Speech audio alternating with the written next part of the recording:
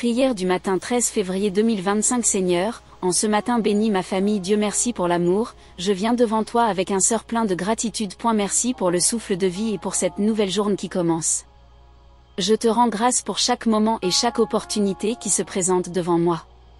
Je te remercie pour ta protection durant la nuit et pour la paix qui m'a entouré pendant mon sommeil. Que ta présence continue de me guider tout au long de cette journée.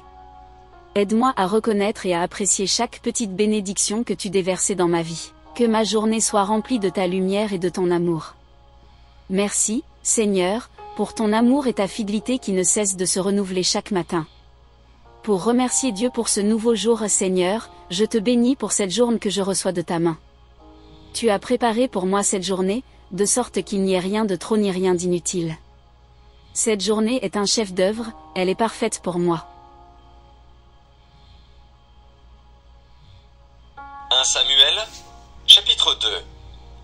Anne pria et dit : Mon cœur se réjouit en l'Éternel, ma force a été relevée par l'Éternel. Ma bouche s'est ouverte contre mes ennemis, car je me réjouis de ton secours. Nul n'est saint comme l'Éternel. Il n'y a point d'autre Dieu que toi. Il n'y a point de rocher comme notre Dieu. Ne parlez plus avec tant de hauteur, que l'arrogance ne sorte plus de votre bouche. Car l'Éternel est un Dieu qui sait tout, et par lui sont pesées toutes les actions. L'arc des puissants est brisé, et les faibles ont la force pour ceinture. Ceux qui étaient rassasiés se louent pour du pain, et ceux qui étaient affamés se reposent. Même la stérile enfante 7 fois, et celle qui avait beaucoup d'enfants est flétrie. L'Éternel fait mourir et il fait vivre. Il fait descendre au séjour des morts, et il en fait remonter. L'Éternel appauvrit et il enrichit, il abaisse et il élève. De la poussière il retire le pauvre, du fumier il relève l'indigent, pour les faire asseoir avec les grands. Et il leur donne en partage un trône de gloire. Car à l'Éternel sont les colonnes de la terre, et c'est sur elles qu'il a posé le monde. Il gardera les pas de ses bien-aimés, mais les méchants seront anéantis dans les ténèbres, car l'homme ne triomphera point par la force. Les ennemis de l'Éternel trembleront. Du haut des cieux, il lancera sur eux son tonnerre. L'Éternel jugera les extrémités de la terre. Il donnera la puissance à son roi, et il relèvera la force de son oint. Elkana s'en alla dans sa maison à Rama, et l'enfant fut au service de l'Éternel devant le sacrificateur Élie. Les fils d'Élie étaient des hommes pervers. Ils ne connaissaient point l'Éternel. Et voici quelle était la manière d'agir de ces sacrificateurs à l'égard du peuple. Lorsque quelqu'un offrait un sacrifice, le serviteur du sacrificateur arrivait au moment où l'on faisait cuire la chair. Tenant à la main une fourchette à 3 dents, il piquait dans la chaudière, dans le chaudron, dans la marmite ou dans le pot. Et tout ce que la fourchette amenait, le sacrificateur le prenait pour lui. C'est ainsi qu'ils agissaient à l'égard de tous ceux d'Israël qui venaient là à Silo. Même avant qu'on fît brûler la graisse, le serviteur du sacrificateur arrivait et disait à celui qui offrait le sacrifice : Donne pour le sacrificateur de la chair à rôtir. Il ne recevra de toi point de chair cuite, c'est de la chair crue qu'il veut.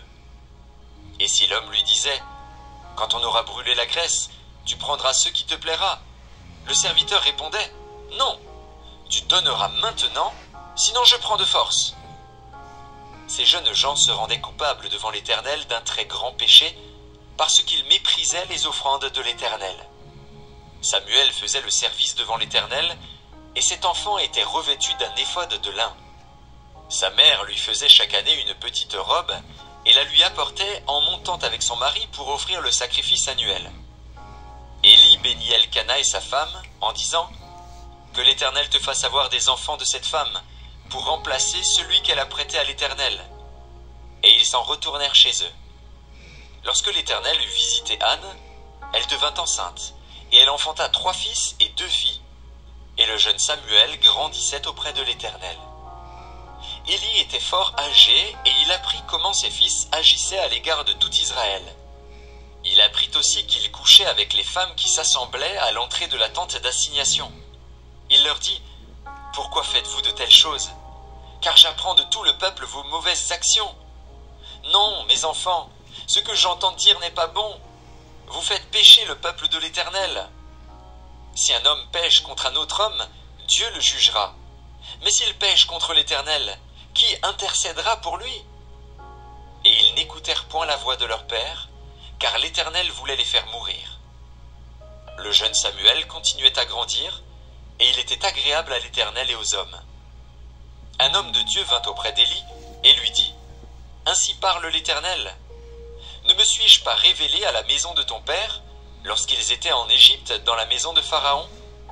Je l'ai choisi parmi toutes les tribus d'Israël pour être à mon service dans le sacerdoce, pour monter à mon autel, pour brûler le parfum, pour porter l'éphod devant moi, et j'ai donné à la maison de ton père tous les sacrifices consumés par le feu et offerts par les enfants d'Israël.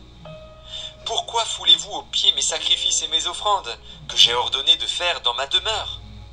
Et d'où vient que tu honores tes fils plus que moi, afin de vous engraisser des prémices de toutes les offrandes d'Israël, mon peuple? C'est pourquoi voici ce que dit l'Éternel, le Dieu d'Israël. J'avais déclaré que ta maison et la maison de ton père marcheraient devant moi à perpétuité. Et maintenant, dit l'Éternel, loin de moi. Car j'honorerai celui qui m'honore, mais ceux qui me méprisent seront méprisés. Voici, le temps arrive où je retrancherai ton bras et le bras de la maison de ton père, en sorte qu'il n'y aura plus de vieillard dans la maison. Tu verras un adversaire dans ma demeure, tandis qu'Israël sera comblé de bien par l'Éternel, et il n'y aura plus jamais de vieillard dans ta maison. Je laisserai subsister auprès de mon autel l'un des tiens, afin de consumer tes yeux et d'attrister ton âme. Mais tous ceux de ta maison mourront dans la force de l'âge. Et tu auras pour signe ce qui arrivera à tes deux fils, Ophni et Phiné. Ils mourront tous les deux le même jour. Je m'établirai un sacrificateur fidèle, qui agira selon mon cœur et selon mon âme. Je lui bâtirai une maison stable, et il marchera toujours devant mon oint. Et quiconque restera de ta maison viendra se prosterner devant lui pour avoir une pièce d'argent et un morceau de pain, et dira: Attache-moi, je te prie, à l'une des fonctions du sacerdoce, afin que j'aie un morceau de pain à manger. 1 Samuel, chapitre 3. Le jeune Samuel était au service de l'Éternel devant Élie. La parole de l'Éternel était rare en ce temps-là, les visions n'étaient pas fréquentes. En ce même temps, Élie, qui commençait à avoir les yeux troubles et ne pouvait plus voir, était couché à sa place, la lampe de Dieu n'était pas encore éteinte, et Samuel était couché dans le temple de l'Éternel, où était l'arche de Dieu. Alors l'Éternel appela Samuel. Il répondit: Me voici. Et il courut vers Élie, et dit: Me voici.